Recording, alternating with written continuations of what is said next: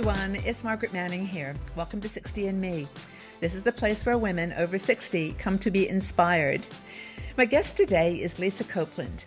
Lisa is a dating coach. She has a fabulous website called findaqualityman.com, and she works exclusively with women over 50. So she is here to help us understand some of the complexity of dating as an older woman. So welcome, Lisa.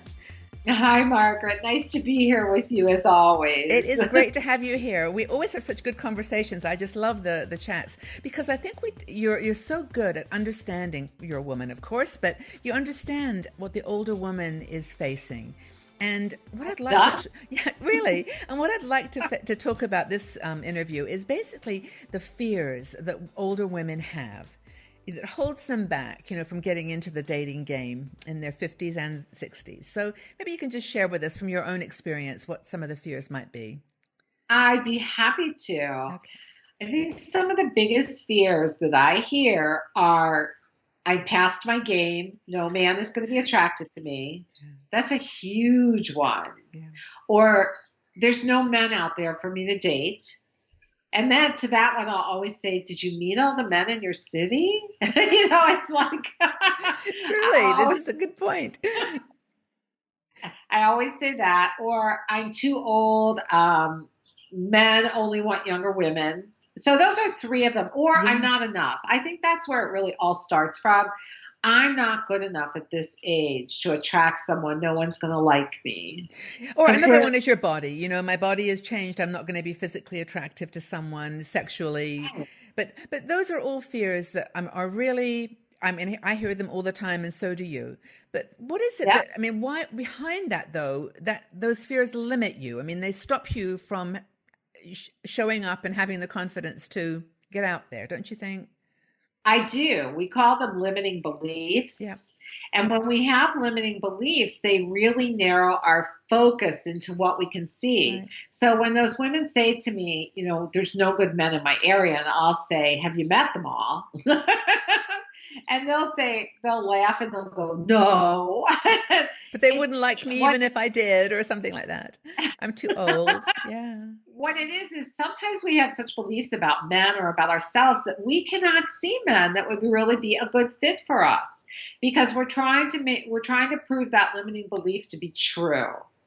So even if there were men right in front of us and we got into an elevator with a great guy who started flirting with us, we couldn't see him because we're so worried about, will he like me, versus coming from our power of, will I like him? Yeah.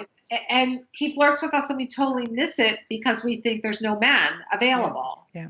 It's really interesting that I'm listening to what you're saying, trying to obviously apply it to my own life. And the other few weeks ago, I was in the airport at Heathrow, and I was somehow bumped into some guy, and we were just started chatting, and he stood up he was sitting down, and we were just talking across the way, and he stood up so he could face me, at the same height. And he started talking, and he was really interesting. And I realized that I was doing exactly what you just described. I immediately started thinking of the barriers to our conversation. It was like I wasn't thinking about what he was actually saying at that moment, but I was thinking of what he might say and how I would find a way to, like you say, to limit the possibility. So I think right. That's unconscious almost. That I think you actually, like you say, you unconsciously put up a barrier, and that then negates all opportunity, really. Yes, it does. Yeah. And our fears really do hold us back. Our fears can be even harder than doing nothing about dating. A lot of women do nothing about dating because they are so afraid to put themselves out there that it takes courage, really. It does take courage. But the biggest thing is, I have found that when you come from a place of self-love and empowerment within you, you're coming from a place of choice versus waiting for him to approve of you. Yeah. Doesn't matter. Yeah. You decide if he's interested, would I like him? Yeah. Would I like to know more about him? Versus, oh my God, does he like me? And I used to be that way. When I first started dating in my 40s, I emptied my whole closet out for the very first date I went on. I didn't feel good inside, and I Yeah. For sure didn't feel good on what I was wearing because it was like soccer mom clothes. And I went on that date worrying about, will he like me? Will he like me? Will he like Yeah. me? And I gave up all my power, and I wasn't coming from a place of loving who I am. And men love women who love who they are. It's kind of a self-fulfilling prophecy, isn't it? I mean, it's if you assume that you're going to be rejected, you will be rejected, and then that memory of being rejected will make it worse the next time and the next time. You'll never give yourself a chance to not be rejected, if you know what I mean, not to be rejected. Yeah, it's the fear of rejection versus, okay, so he didn't like me. We do that all the time to people. And you may Yes. not like someone, but we take it very, very personally because as women, we want the world to love us. Yeah. And we want everyone to love us. Even when we don't like them, we still want them to love us. And I think that the secret here is that this is like you've talked about. Dating is a game. It's a game of engaging and giving it a try. And every game you try is you can end up not succeeding, and others you can win. It's just a matter of seeing it in that lighthearted way rather than so heavy, don't you think? Yeah, it should be fun. The reason it's not fun is because women don't know what to do next. They think they've gone through every guy that's out there when they really haven't. And that's so when I work with women, we create what's called a quality man template.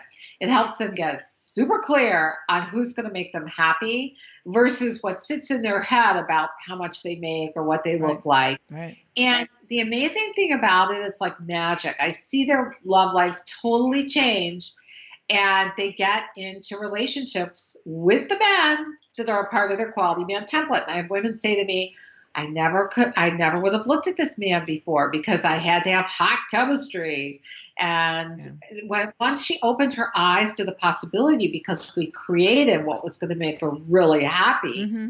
that changed things for her. Yeah. And most women don't do that. So they're looking for that narrow little guy of he has to look a certain way, he has to have a certain amount of clothes, or certain clothes, he has to act away a certain job. Right. And that's why we swipe the, nope, nope, nope, nope, because we have a story in our head versus, wow, can this person really make me happy? What am I looking for that's going to make me happy? Yeah.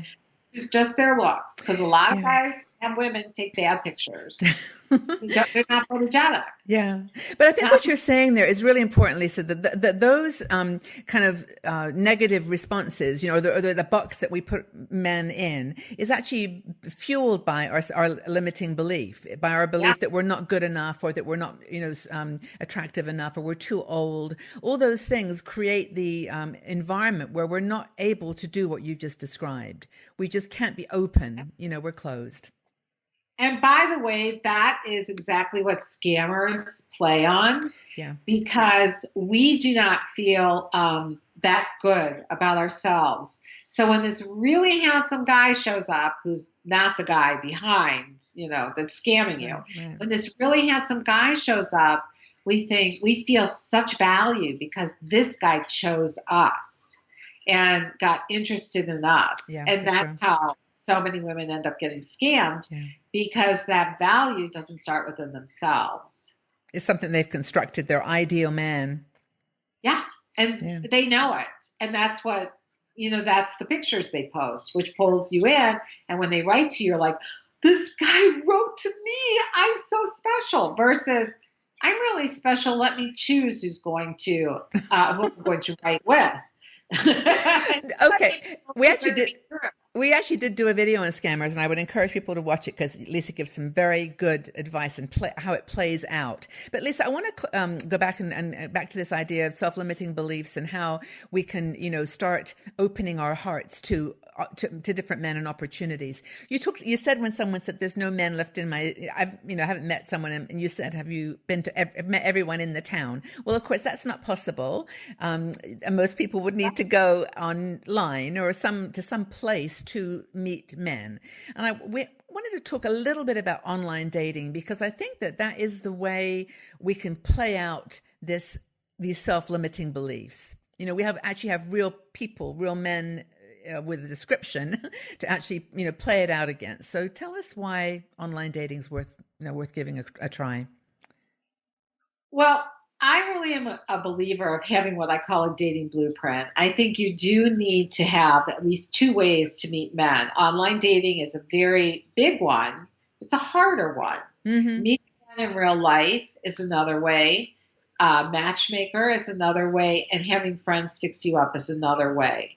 I would say both meeting men in real life and online dating create the biggest fears in women because we're afraid to approach a man. That's number one when we meet them in real life.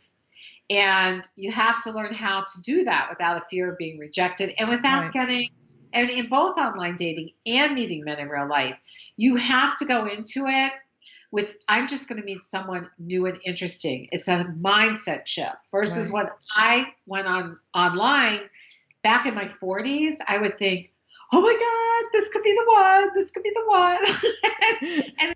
and when it was the pressure, one. that's such pressure. They were so not the one. And it wasn't even fun. So I always encourage women, go online. When you're with a guy, you want to ask interesting questions. Find out something interesting about them. Everybody has something interesting in their life. And at least on a date, you can come away knowing something new about someone. And you cannot, the biggest thing is when we get attached to outcome, like this has to be the one, I have to get the second date with him. You don't know that much about him on a meet and greet. You really don't. Most women are so into the chemistry thing. And what they'll do is they'll say, I didn't have chemistry, goodbye. And that's another mindset. It's just going to meet new and interesting men and get to know them better. Tell me about the template that you have people fill in on your website. That's interesting to me. The way where people basically try before they go online, they actually fill in this template to understand who they're really looking for, and how chemistry, for example, may not be the most important thing for someone. I do this in my coaching programs, either my Fun Path to Mr. Right, which is a DIY program, or when I work with clients privately or in a group. Right. And by the way, it's also in my book on Amazon, The Winning Dating Formula for Women Over 50. You can find the template in there of how to do it. It helps you get in touch. The biggest thing is you need to get in touch with the patterns of men you're attracted to, because it's usually the wrong guy. And then you need to get really clear on your deal breakers, because your deal breakers, many women settle. They think if he loves me enough, he's going to change. They don't. And then you've settled. Then you need to get in touch with qualities you want in a man. That is your wish list. Oh my gosh, he likes fine dining. He loves cruises. He loves going to resorts or whatever it is. Then you need to come up with values. And all this is also in my book. You need to come down to 15 values, 15 to 20 values. And he needs to have those values. No matter how many qualities you have, if a man doesn't have the values that are congruent with your values, it's not going to work. And then you create what's called an emotional guidance system, and it's how you want to feel around the man. And when I work privately with clients, I have them do a meditation with this, and I have them imagine that guy's energy coming to them. And you can do that on your own too. Mm-hmm, but the most interesting thing is money never comes up. And chemistry never comes up. It's all about how they feel, the way they feel in their heart. What they value. Yeah. Yep. I think as you get older, that does become the most important thing. But when you look at a picture on an online dating site, you immediately start, like you say, no, based on appearance. And I think I think that's the beauty of what you do, Lisa, is that you help women to move, the mindset from that being the criteria to the criteria of values, which, like you say, ultimately is going to be what makes a relationship work, not how they look like or how much money they have or all those things. So I would really encourage you guys to go up to Lisa's website. It's really wonderful. And I would like you to give me the name of the book again, Lisa, so I can put it in the bottom of the article here so people can find it, because it sounds like it might really work for a lot of our women. The Winning Dating Formula for Women Over 50, and it's only on Amazon. That's the only place you can get it. So, and it's in Kindle and in a paperback. It's in both formats. I was going to ask you that, because some people still like the paperback. I might download it for my Kindle. I don't think I have actually ever read it, so it's probably a good thing to do. Lisa, you are such a joy to talk to. I really appreciate your insights. I think this whole discussion about self-limiting beliefs and, changing the mindset, so important. Well, Margaret, it really is. And I write about it in my blogs. And a great thing to do is to come to my website also at findaqualityman.com and get the 5 little known secrets for finding love after 50. Go scroll to the bottom and take the 7-day challenge about dating. And it's going to start to open your eyes to the possibilities that are there for you, because our limiting beliefs close off possibilities. And we all have them. It's a matter of becoming aware of them and recognizing the cost for holding on to them, of having what we want. That's super advice. And I think actually what you've said applies to all areas of our life, not just dating in our 60s. To have this kind of confidence helps us to make really good choices in all areas of our life. Just getting to know who you really are, what's important to you, what you value. Yeah. So true. Lisa, you're a joy. I could talk to you all day. So thank you again for being with us. And we'll talk again very soon. Thanks, Lisa. Thanks, Margaret. Bye-bye. If you enjoyed this video, please subscribe to our 60andMe YouTube channel and also visit our website. We are a strong and dynamic community of women over 60. We're challenging aging stereotypes, and every day we share fascinating stories, interesting questions, and great conversation.